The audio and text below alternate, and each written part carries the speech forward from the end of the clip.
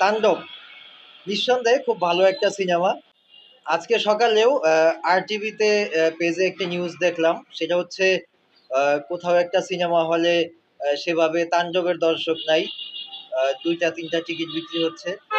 পানি নামে একটি সিনেমা হলের নিউজ চোখে পড়লো, সেই হলেও 15-20টার বেশি টিকিট বিক্রি হচ্ছে না। গত কয়েক বৎসরের আমাদের কিং খানের যে ধারাবাহিকতা, তার প্রতি ঈদে যে তার ঈদের পরে দেখেন আপনার রোজার ঈদে সিনেমা মুক্তি পেয়েছে, সেটা কোরবানি ঈদ পর্যন্ত সিনেমা হলে সেই ছবিটা অনেক হলেই ছিল।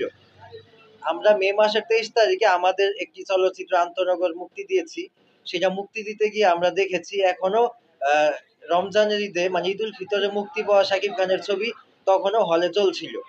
কিন্তু মানে ঈদ উল আজহায় শাকিবের তাণ্ডব যেই পরিসর নিয়ে আসলো, সেই পরিসরটা মানে কিং খানের যে ধারাবাহিক সাফল্যের যে জায়গাটা, সেটা কিন্তু এবার বিরাট একটা হোঁচট খেয়েছে।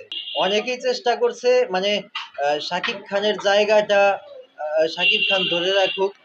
অনেকগুলো হিরো আছে, অনেক ভালো অভিনেতা রয়েছে, আমি নাম বলে আসলে এখানে কোনো পক্ষপাতিত্বের প্রকাশ ঘটাতে চাচ্ছি না।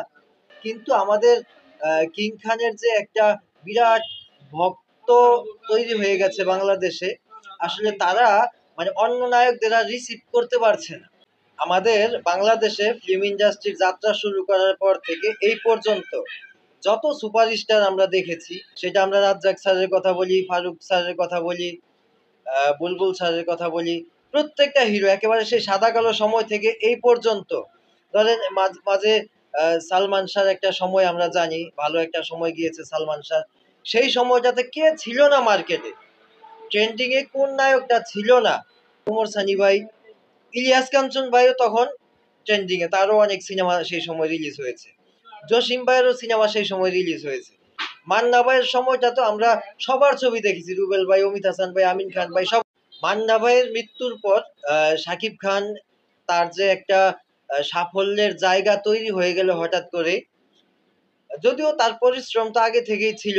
এর মধ্যে অনেক নায়ক আমরা দেখেছি, যেমন বাপ্পি চৌধুরী ভালোবাসার রং সিনেমা নিয়ে যখন আসলো, খুব ভালো একটা সিনেমা ছিল, কিন্তু তারপরও কেরিয়ারটা সেভাবে তৈরি করতে পারলো না।